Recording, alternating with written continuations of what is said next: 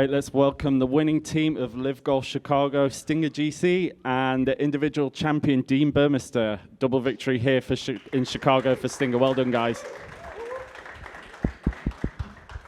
Dean, I'm going to start with you. Congratulations on the win. Can you just take us through your day going head-to-head with Josele and John and that winning moment during the playoff on 18? Yeah, obviously had the dream start, didn't I? 3 over through 3. So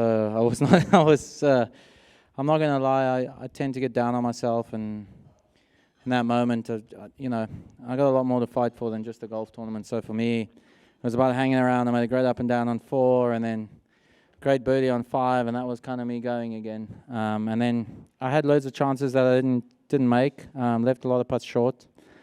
But yeah, both boys birding the 18th, I kind of knew I had to make my putt on 18 to win it in regulation, and then just lagged it up there. So, but yeah, both of them made their putts, and then, but actually got kind of lucky actually with my tee shot there, stopping in the rough, kind of gave me a fuller shot in, and got the perfect little right bounce, and it went to 6.5 feet or whatever it was, and read it right to left, and I went right to left, and then went right and lipped in. So I was halfway through a fist pump, and then I had to pause and then have a second go at it. But yeah, I mean, the moment after the emotion of trying to win a golf tournament there's nothing sweeter than that. And then to have these two boys on the ends to kind of do it right behind me, and all 3 of us to birdie the playoff hole is special.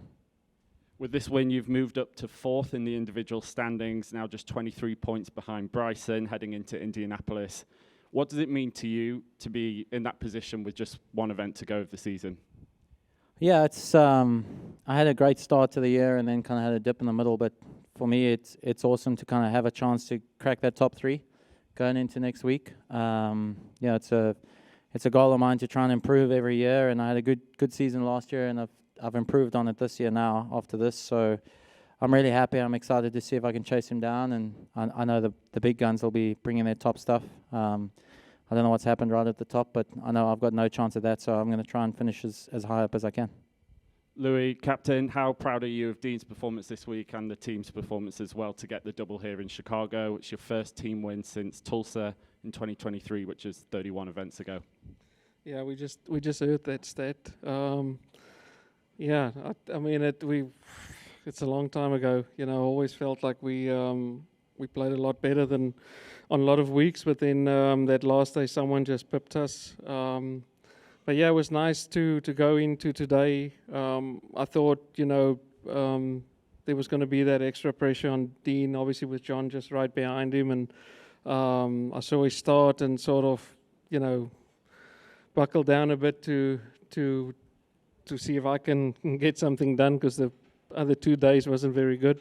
But yeah, the boys played well the whole week. And at the end there, for him to get that win, and then for Charles and Brandon to hit those 2 world-class shots into 18 was very special, and it was very relieving for me to watch.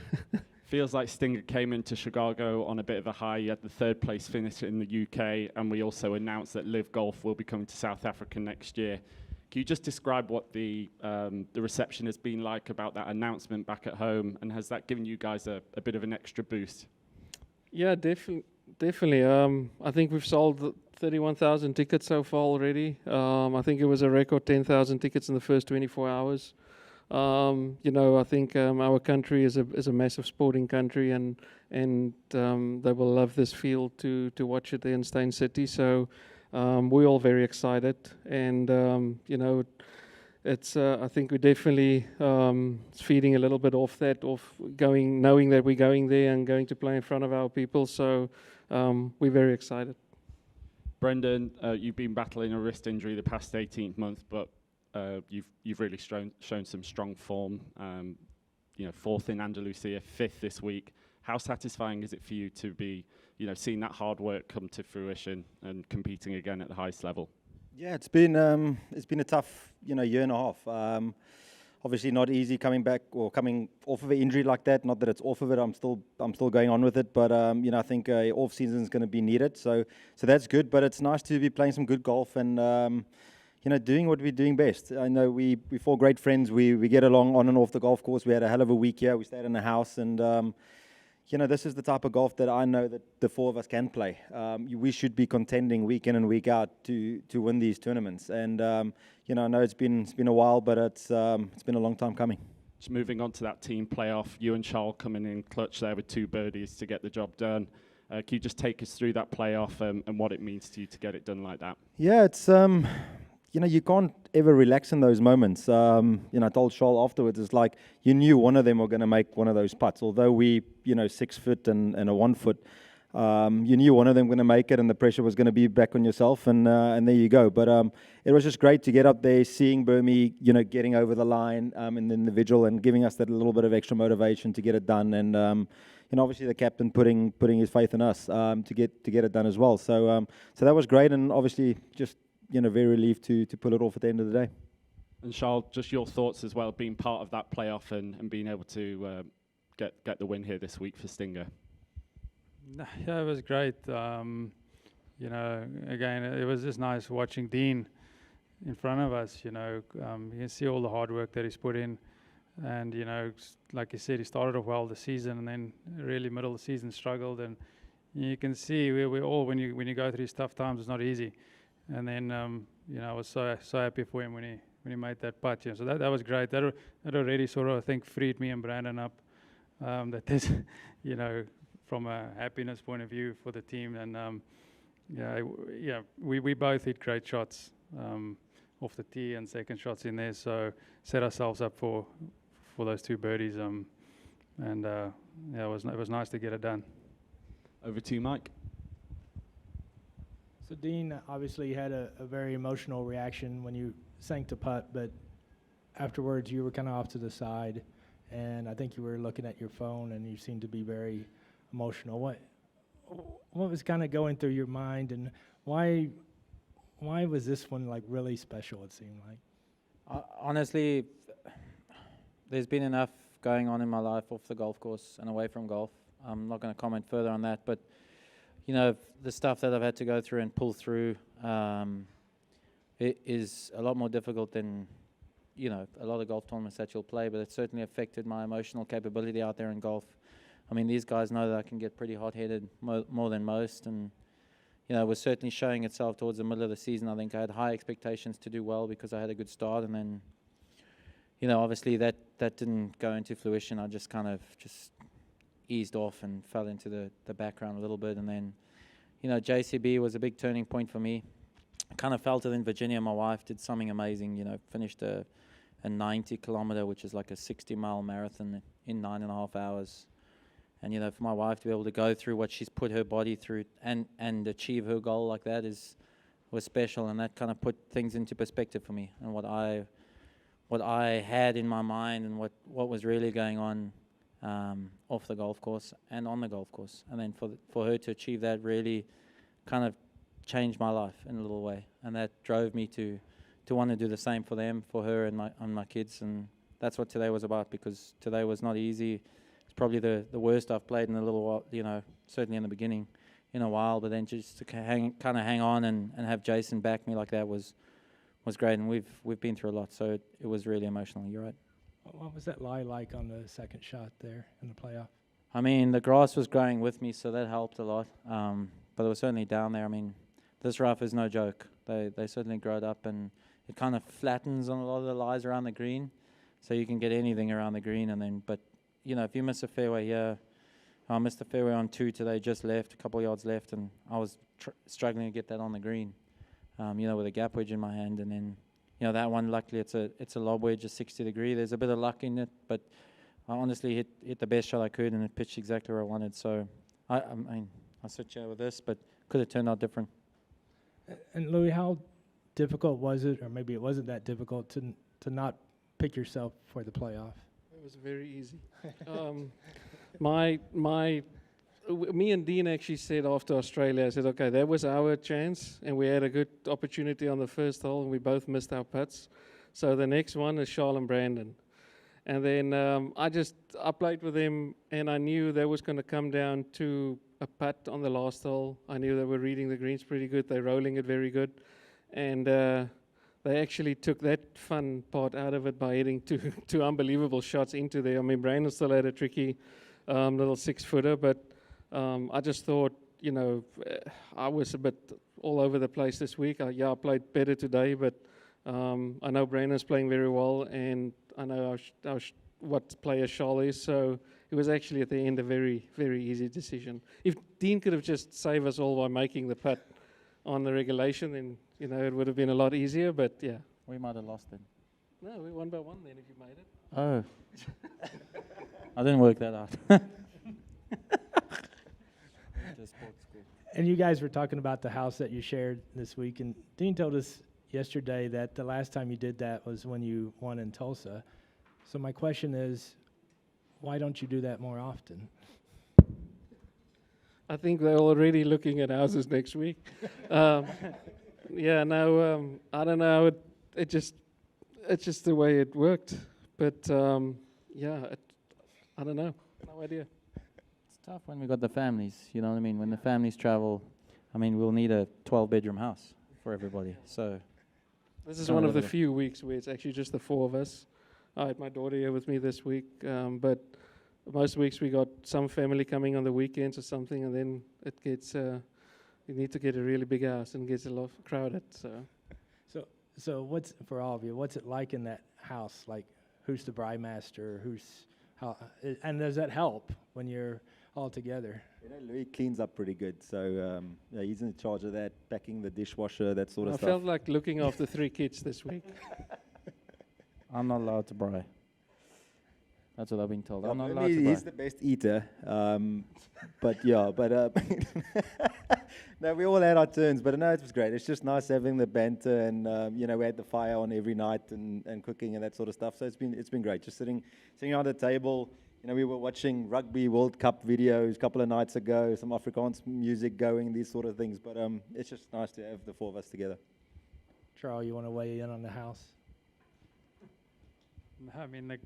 I actually didn't do much this week. These guys looked after me. Louis cooked well, Brandon cooked, myself and Dean. We made each other coffee. Yeah, we were the coffee guys. No, it was a very easy week for me, actually. And my last question, Dean, so yesterday you were talking about, you were joking that you would have to learn Spanish because you were playing with Ram and Josele. You beat Sergio in the playoff, obviously, so you've beaten 3 Spaniards in the 2 playoffs. Maybe they need to learn Afrikaans? I can teach them a few words they need to know if you want, but I suppose that's just coincidence more than anything else. But honestly, today, to go head-to-head with Ram, I've been head-to-head with him twice before and kind of lost out both times. I think Neiman came out on top once in Mexico, and then actually a long time ago when he was just getting out of college, I played against him in Dubai, second to last group where he won. So yeah, I know what it's like to be on the other end of that. But yeah, 2 phenomenal players. That kid Ballesteros got some game, that I will tell you. He's got some serious game.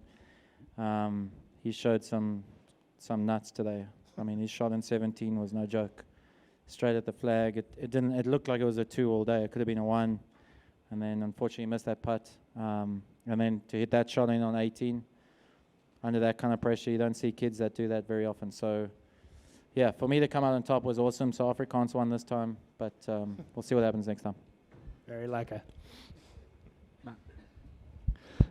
Brandon, can you talk a little bit about the highs and lows of golf? Last month you were worried about, relegation and all that stuff, and now you finished in the top 5, 2 of the last 3 events, and now you're holding the team trophy. How are the highs and lows, and how do you deal with that?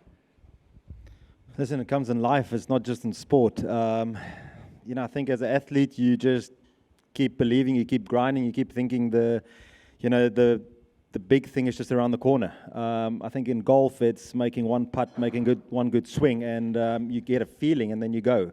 But for me, I felt that the last couple of months since Mexico, I felt that I've been swinging better. I've been playing better golf, and the guys have always been behind me. But it's nice knowing that Charles mentioned a few times you can see the ball flights back and these sort of things, and all those things just help you believe in yourself even more. And and then you just keep going. And one good week in Andalusia was amazing. I know you kind of go to the mindset to that place, knowing that it's tough. So you only have to beat half the guys that's out there, because half of them don't want to be there anyway because it's so hard. And then obviously played well, and then coming out to these weeks just riding the form a little bit. But obviously now it's great to have gone through all those things. It's tough when you have to, but I know it makes us stronger at the end of the day. But now it feels a lot more, it feels a lot nicer knowing that what I'm capable of doing and what I've achieved in this little stretch so far. And Dean, kind of a similar question, but in the context of this round specifically, you don't see a lot of times where a player will bogey their first 3 holes and go on to win. How did you kind of fight through that, and what was your mindset after that third bogey? Honestly, on the first, I thought I hit a beautiful second shot in there, and then 3-putted, and then second hole, kind of got 2 bad lies in a row and made bogey, and then the third hole, honestly hit the wrong third shot, hit the wrong wedge shot in there, and spun back, and then 3-putted again, and I was like, I don't really feel like I've done too much wrong, but at the same time, you're kind of disheartened. The other guys, I've let everybody in, basically. I've let the whole field in 3 holes. Walking to 4 tees, a nice long walk, so I was able to kind of just stand there and think about it. I was still tied for the lead. Like, I could have been in that position starting the day and still be in that position. So that's the kind of mentality I had to have, and said, I'm still tied for the lead. Let's just hang around. Let's try not give up the lead. Let's just keep going. And then, I had an okay shot on the next, got it up and down, hit a really good chip out of a tough lie, and then birdied the next, and it was kind of, I took a brave decision, hit driver off that tee, and then made a nice putt, and that was kind of me going. I started to hit some really good shots from there. Still missed a ton of putts, but I was giving myself chances instead of really struggling for pars. And then, I always told myself if I can try and get back to even for the day, and then we'll see where we stand with the last few to go, because I have played the back 9 well all week, a lot better than I played the front. So, for that, that amount of patience for me to have that was something I don't normally have. So I was really proud of that. And then the last thing, in the playoff hole, do you feel like you almost had an advantage being in the rough? Because Josele was in a perfect spot, and he had a short wedge, obviously, and he spun it too much. Coming from the rough, the ball didn't spin. It trembled right up to where you needed it to go. Did that, in retrospect, maybe an advantage? Yeah, I think in regulation, I was expecting my shot in regulation. I needed to pitch it a couple on, and it would release. I know it rained a little bit, but I didn't know how much it rained on that green, for instance, because where we were, we didn't really have that much rain. The course was kind of still firm, and then when we got to 16, 17, 18, those greens were all really soft. So I was actually expecting it to, downwind to kind of release my first pitch shot, and it didn't. So when I saw it in the rough, I knew I didn't have to worry about spin too much. It was just more about the number and getting contact. So to have the grass kind of growing with me helped a lot, and then to pull off that kind of shot was special. Thanks. Congratulations. Thank you. Do we have any more questions? All right. Thank you very much, guys. Congratulations again, and see you in Indianapolis.